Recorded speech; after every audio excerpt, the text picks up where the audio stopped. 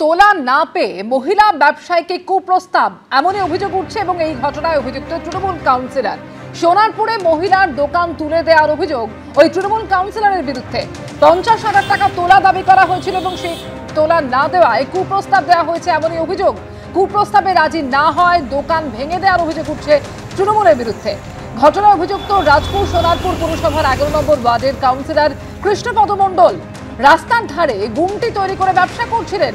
দোকান ভেঙে তৃণমূলের ঝান্ডা লাগিয়ে দেওয়া হয় অভিযোগ করেছেন ওই মহিলা ব্যবসায়ী।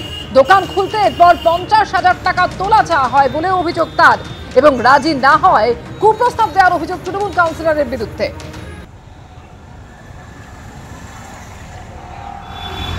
টেলিফোনে এই মুহূর্তে আমাদের সঙ্গে রয়েছেন প্রতিনিধি হিন্দল দে। হিন্দল, তোলা দিতে রাজি না হওয়ার জন্য দোকান ভেঙে দেওয়াই শুধু নয়, এমনকি কুপ্রস্তাব দেওয়া হয়েছে বলে অভিযোগ করছেন। ঠিক কি অভিযোগ করছেন ওই মহিলা ব্যবসায়ী এবং এই অভিযোগ প্রসঙ্গে অভিযুক্ত তৃণমূল কাউন্সিলর তারই বা কি বক্তব্য?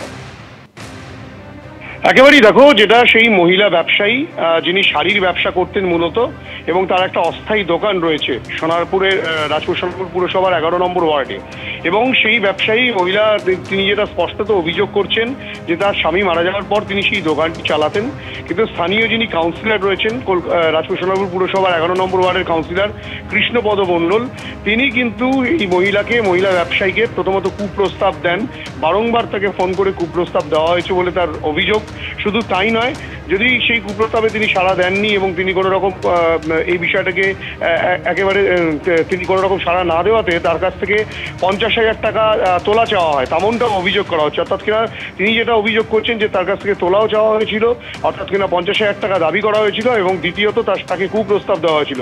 এবং তিনি দুটোতেই সম্মত না হওয়ার ফলে কিন্তু তার যে অস্থায়ী দোকানটি ছিল সেই অস্থায়ী দোকানটি ভেঙে ফেলা হয় বলে তার অভিযোগ।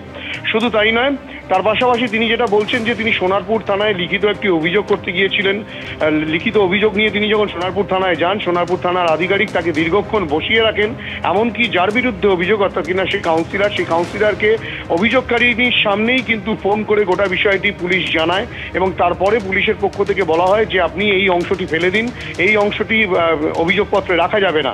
এবং তারপরেই কিন্তু সেই মহিলা আইনজীবীর মারফত পুলিশ সুপার, বারুইপুর পুলিশ জেলা সুপারকে লিখিত অভিযোগ জানিয়েছেন, সোনারপুর থানায় লিখিত অভিযোগ জানিয়েছেন, এবং বিভিন্ন জায়গায় লিখিতভাবে ইমেল মারফত কিন্তু অভিযোগ জানিয়েছেন। এবং পরবর্তী ক্ষেত্রে গতকাল সোনারপুর থানা একটি অভিযোগ নিয়েছেন। অর্থাৎ যে অভিযোগ উঠছে কাউন্সিলরের বিরুদ্ধে, সেই অভিযোগ কিন্তু একেবারে এই মহিলা যিনি ব্যবসায়ী, শাড়ির ব্যবসায়ী, তিনি কিন্তু স্পষ্টত অভিযোগ করছেন তার থেকে তোলা চাওয়া হয় এবং তাকে কিন্তু বিভিন্ন রকমভাবে কুপ্রস্তাব দেওয়া হচ্ছিল, এবং দুটোতেই তিনি সম্মত না হতেই তার দোকান ভেঙে দেওয়া হয়, তেমনটাই অভিযোগ। এমনকি পুলিশের বিরুদ্ধে অভিযোগ যে পুলিশও অভিযোগটি নিতে চায়নি, তেমনটাও তিনি অভিযোগ করছেন।